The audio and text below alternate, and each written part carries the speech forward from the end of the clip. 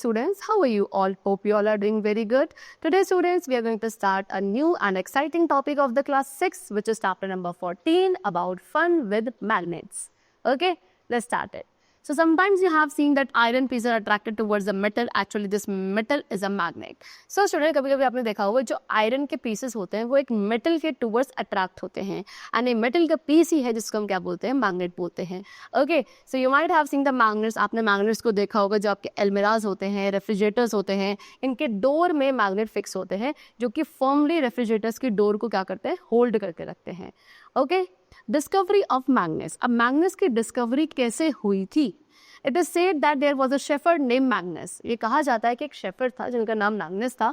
वो कहाँ रहते थे? एंशिएंट ग्रीस में रहा करते थे. Generally he went to the nearby mountains. वो जनरली क्या अपने आसपास के जो माउंटेन्स है वहाँ पर जाते थे. अपने शीप के हर्ड को लेकर, शीप एंड गोट का जो हर्ड होता था पूरा ग्रुप उसको ले जाते थे ग्रेजिंग करने के लिए. Okay, he would take a long stick with him to control his herd. And अपने साथ वो एक लंबी सी स्टिक भी लेके जाते थे सो दैट वो अपने उस हर्ड को कंट्रोल कर सके. The one end of the stick was made of iron. उस स्टिक का एक एंड जो था आयरन का बना हुआ था. One day when he was going with his heard. अब एक दिन जब वो अपने हर्ड के साथ जा रहे थे, उनकी जो वो स्टिक थी वो उस माउंटेन साइड पे एक रॉक रखा हुआ था जिसपे क्या हुई, स्टिक हो गई, अटैच्ड हो गई. Okay, so the rock was a natural magnet. अब वो जो रॉक था जिसपे उनकी स्टिक अटैच हुई वो एक नेचुरल मैग्नेट था. And it attracted the iron end of the shepherd stick. And उस मैग्नेट ने क्या करा, शेफर्ड की जो स्टिक का आयरन वाला एंड था उसको अपने टुवर्ड्स अट्रैक्ट कर दिया. Okay, by this natural magnets were discovered. And यहीं से नेचुरल मैग्नेट्स की डिस्कवरी हुई. Such rocks were given the name magnetite. ऐसे रॉक्स को नाम दिया गया मैग्नेटाइट. And perhaps after the name of this shepherd. And उस शेफर्ड के नेम के बेसिस पर ही मैग्नेस जिनका नाम था, इस प्लेस को कहा गया magnesia. Okay, the substances having the property of attracting iron. And वो सभी सब्सटेंसेज जिनके पास आयरन को अट्रैक्ट करने की प्रॉपर्टी है उनको क्या कहा जाता है, मैग्नेट्स कहा जाता है. Discovered many rocks. आज के टाइम पे अब हमने क्या डिफरेंट टाइप्स ऑफ रॉक्स को डिस्कवर कर लिया है जिसके पास मैग्नेटिक प्रॉपर्टीज है. Okay, they also found that small piece of these rocks have some same special properties. And उसके साथ साथ हमने ये भी चीज डिस्कवर करी है कि ये इन रॉक्स के जो छोटे छोटे पीसेज है इनके पास कुछ सेम स्पेशल प्रॉपर्टीज भी होती है. Natural magnets have no proper shape. See student, जितने भी नेचुरल मैग्नेट्स हैं उनकी कोई प्रॉपर शेप्स नहीं होती है. इसलिए आज के टाइम पे कई सारे आर्टिफिशियल मैग्नेट्स भी है जिनको डिफरेंट शेप्स में प्रिपेयर किया जाता है according to our needs. Okay, for example horseshoe magnet, bar magnet, cylindrical, ball ended magnet. So ये सभी डिफरेंट टाइप्स के मैग्नेट्स हैं जो कि आर्टिफिशियल मैग्नेट्स है एंड इनको अकॉर्डिंग टू द नीड्स बनाया जाता है.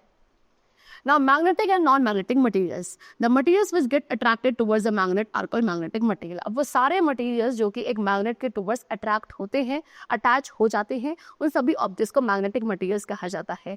For example, iron, nickel, cobalt. And the materials which are not attracted, and वो materials जो एक magnet के towards attract नहीं होते हैं उन्हें non-magnetic materials कहा जाता है, like wood, rubber, plastic, etc. Okay? Is soil a magnet और अ नॉन मैग्नेटिक मटेरियल. अब एक सॉइल जो है वो मैग्नेटिक है या नॉन मैग्नेटिक मटेरियल है? So this is a very sensible question. ये काफी सेंसिबल क्वेश्चन है because by looking it does not seem that soil has magnetic particles. Because अगर आप एक सॉइल को देखोगे तो उसे देख कर कभी नहीं लगता कि सॉइल के अंदर मैग्नेटिक पार्टिकल्स होंगे. बट जब आप एक मैग्नेट को सॉइल पर रब करते हैं तो कुछ आयरन फिलिंग्स होती हैं जो उस पर क्या होती है, स्टिक हो जाती है. एंड ये शो करता है कि सॉइल के अंदर भी मैग्नेटिक पार्टिकल्स होते हैं, somewhat like iron filings. Okay, the amount of iron fillings found in the soil are different in different parts of the country. And country के different parts पे जो different soil है उनके अंदर कितने amount of magnetic particles होंगे ये सभी की range different होती है. Okay, now next is poles of magnet. Now what you have to do is spread some iron fillings on a sheet of paper. अब आपको एक sheet of paper पे iron fillings को spread करना है and उसको अब एक आप क्या करेंगे, बार मैग्नेट पर और शीट के ऊपर आपको एक बार मैग्नेट को प्लेस करना है. You will observe that more iron filings get attracted part that is ends of the magnet than others. तो आप क्या ऑब्जर्व करोगे कि कुछ आयरन फिलिंग्स जो है वो ज्यादातर सारी आयरन फिलिंग्स मैग्नेट के कुछ सेलेक्टेड या कुछ स्पेसिफिक पार्ट्स पे ज्यादा जाके अट्रैक्ट हो रही हैं. एंड वो स्पेसिफिक पार्ट्स क्या है, उस मैग्नेट के एंड्स हैं, है ना. That means what, the parts where iron filings are more attracted. वो पार्ट जहाँ पे आयरन फीलिंग ज़्यादा अट्रैक्टेड है, उन पार्ट को पोल्स ऑफ द मैग्नेट कहा जाता है। एंड जो मैग्नेटिक फील्ड होता है वो पोल्स पर ज़्यादा होता है, मैग्नेट के पोल्स पर ज़्यादा होता है as compare to its centre वाले पार्ट से ज़्यादा जो मैग्नेटिक पावर है या मैग्नेटिक अट्रैक्शन है वो मैग्नेट के पोल्स पर ज़्यादा होता है, दोनों एंड्स पे ज़्यादा होता है। ठीक है, magnets are use to find directions. अब मैग्नेट्स को हम डायरेक्शंस फाइंड करने के लिए भी यूज कर सकते हैं। A very important use of magnet is to find direction, and ये एक बहुत इंपॉर्टेंट यूज है मैग्नेट का कि उसके थ्रू डायरेक्शंस को फाइंड आउट किया जाता है।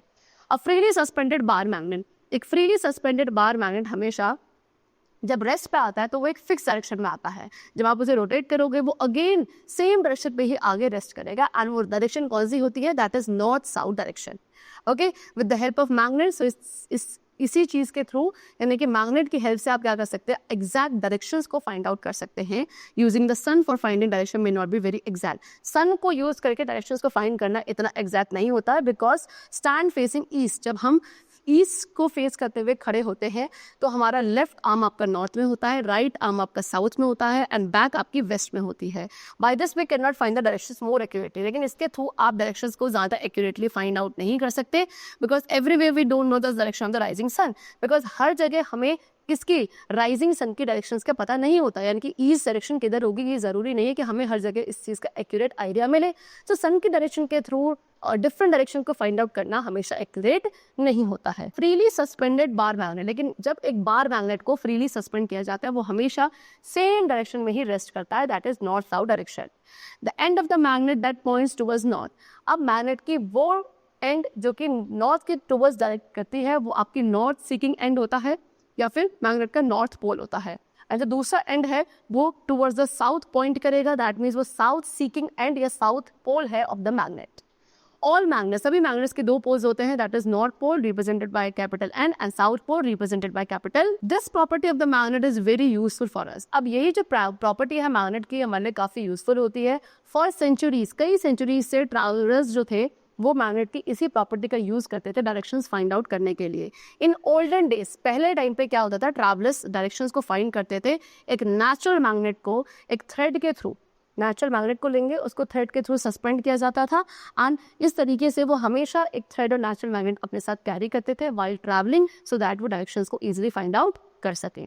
ओके, उसके बाद लेटर ऑन बाद में एक डिवाइस को डेवलप किया गया which was based on this property of magnet only, यानी ये डिवाइस इसी मैग्नेट की प्रॉपर्टी के ऊपर बेस्ड थी जिसको हम कंपस कहते हैं।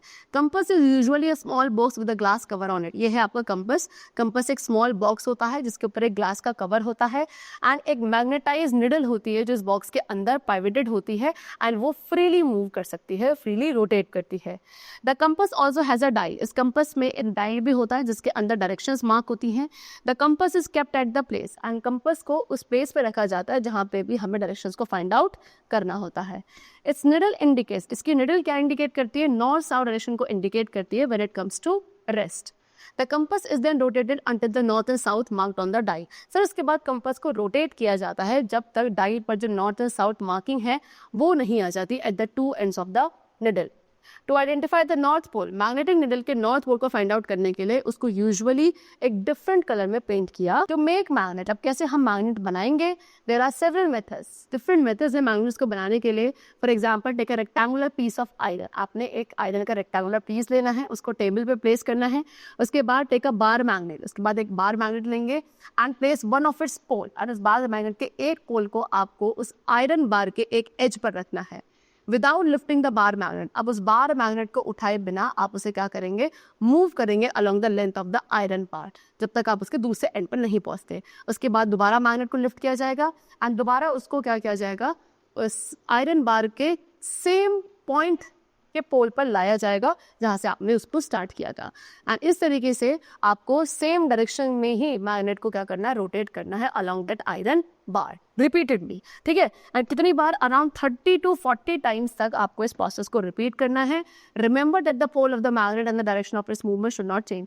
ये चीज ध्यान रखेंगे कि मैग्नेट का पोल एंड उसके मूवमेंट की डायरेक्शन चेंज नहीं होनी चाहिए, एंड इसी प्रोसेस को 30 to 40 टाइम्स आपको रिपीट करना है। इसके बाद now bring a pin near the iron bar. उसके बाद आप एक पिन को उस आयरन बार के पास लाकर देखेंगे, चेक करने के लिए क्या वो मैग्नेट बना है या नहीं। अगर नहीं बना तो फिर सेम प्रोसेस को दोबारा से कुछ देर के लिए कंटिन्यू करिए। After some time that iron bar will become a attraction and repulsion between magnets. अब magnets के बीच में जो attraction and repulsion होता है उसे डिस्कस करेंगे. Opposite poles of the two magnets, as I told you कि magnet के दो poles होते हैं, north pole and south pole. So magnets के जो opposite poles होंगे, that means what? आपका नॉर्थ साउथ या साउथ नॉर्थ, ये क्या करते हैं, हमेशा एक दूसरे को अट्रैक्ट करते हैं. Okay, and the same poles होते हैं दो मैग्नेट्स के, वो एक दूसरे को रेपेल करते हैं. For example north north and south south. This property of the magnet can also be use to find the pole of a magnet. And magnet की इसी प्रॉपर्टी को यूज किया जाता है मैग्नेट के पोल्स को फाइंड करने के लिए भी. यानी कि आप दो मैग्नेट्स को आपस में क्लोज लाइए, अगर वो एक दूसरे को रेपेल करेंगे यानी कि दोनों के पोल्स आपस में कैसे हैं, सेम है. अगर अट्रैक्ट करेंगे तो दोनों के पोल्स आपस में क्या है, ऑपोजिट है. Okay, you can find the pole of a magnet by bringing one by one the poles of another magnet near it. Precautions about magnets. अब magnets के रिगार्डिंग हमें क्या precautions रखने हैं. Magnet lose their properties if they are heated, hammered or dropped from height. Magnets जो है अपनी property को lose कर देते हैं अगर आप उन्हें heat provide करते हो, hammer करते हो या किसी height से नीचे गिरा देते हैं. So magnets को safely रखना भी important है, otherwise they will become weak. Okay? Bar magnets should be kept in pairs. Bar magnets को हमेशा पेयर्स में रखा जाना चाहिए, उनके अनलाइक होल्स सेम साइड पे होने चाहिए. They must be separated by a piece of wood, and उसको एक वुड पीस के थ्रू आप सेपरेट कर सकते हैं. एंड जो सॉफ्ट आयरन के दो पीसेस होते हैं उनको हमेशा उनके एंड्स के अक्रॉस रखा जाना चाहिए. फॉर हॉर्स शू मैग्नेट के लिए आप क्या कर सकते हैं, एक आयरन पीस को अक्रॉस द पोल प्लेस कर सकते हैं. Okay, magnet should be kept away from. Magnets को mobile, television, DVD, cassettes and computers, इन सभी से दूर रखना चाहिए, so that they do not lose their property or do not become weak. Okay, so the chapter is completed over here.